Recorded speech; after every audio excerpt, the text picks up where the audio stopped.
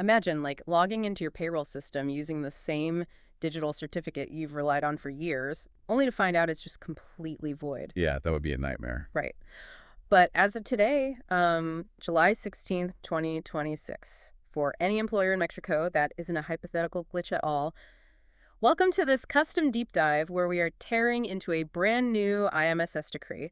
It's officially called Acuerdo ACDO.AS2.HCT, followed by a very long string of numbers ending in 176.PDIR. Yeah, the designation is super dry, I know, but the implications are immediate. I mean, if you employ anyone or manage payrolls in Mexico, the ground literally just shifted beneath you. Oh, wow. Really? Totally.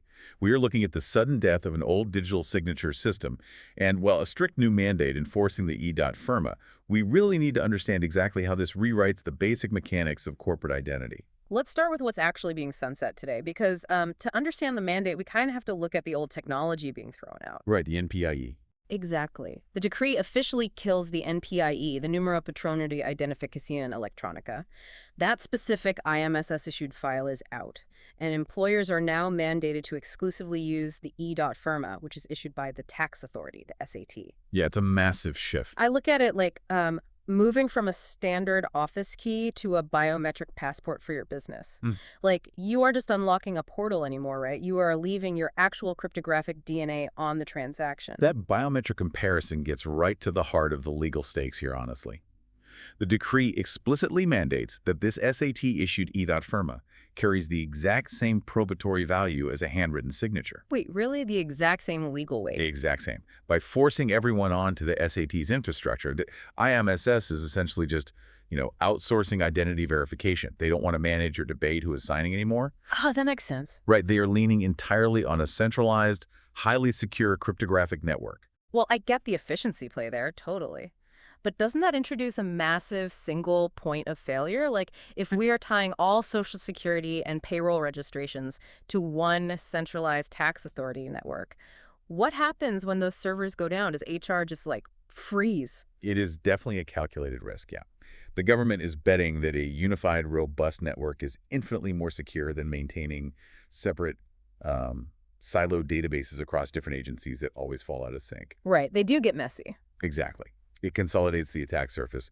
But yeah, I mean, it also inherently consolidates the potential for administrative bottlenecks. Which brings up the whole delegation issue. If this e.firma has the indisputable legal weight of my physical signature, handing it over to, like, an HR administrator seems incredibly risky. Oh, absolutely. How does a company safely delegate authority under this new framework without just losing total control? So the decree engineers a very specific mechanism for that within the escritorio the virtual desk. They've completely eliminated all those old analog workarounds. Wait, does this mean the days of walking into an IMSS office with a stack of physically signed contracts to prove who represents whom are entirely over? Yes, completely over. The process is relentlessly digital now.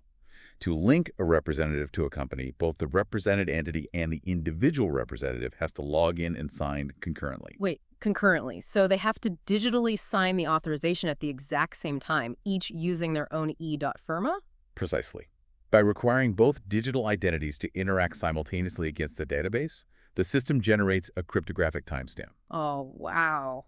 That's intense. It is, but it completely eliminates the whole, I didn't authorize this defense. You have an unbreakable digital chain of custody showing both parties agree to this representation at that exact second. So there's basically zero room for forged paperwork or, like, a plausible deniability after the fact? Zero room. Okay, structurally, I see how airtight that is, but practically. Right. The decree, which was signed by Secretary General Dr. Jorge Gavino Ambres, it gives companies exactly 90 days to transition. And that clock starts today, with the publication in the official Gazette. For a large corporation with complex HR layers, 90 days to completely remap their permissions onto a dual signing system sounds insanely aggressive. Oh, it is an aggressive timeline, for sure. And you have to understand, this is not a slow phase-out. It is a hard cutoff. A hard cutoff. Yeah. The 90-day window forces companies to immediately audit their digital credentials.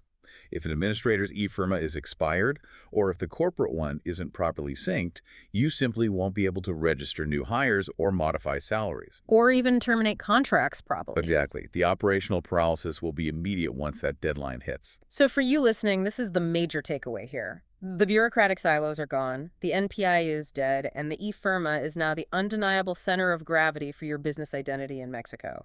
You have 90 days to migrate. Yeah, you really have to treat that 90-day window as an absolute sprint. Which leaves me thinking about the ultimate stakes here. The decree states this digital file has the exact same indisputable legal weight as a handwritten signature. Which is huge. Right. So if an e.firma is compromised, a bad actor isn't just hacking a portal. They're legally, irrefutably signing as you. How will corporate security evolve when a stolen file literally gives away a company's entire legal identity? Definitely something to chew on as you audit your own security today.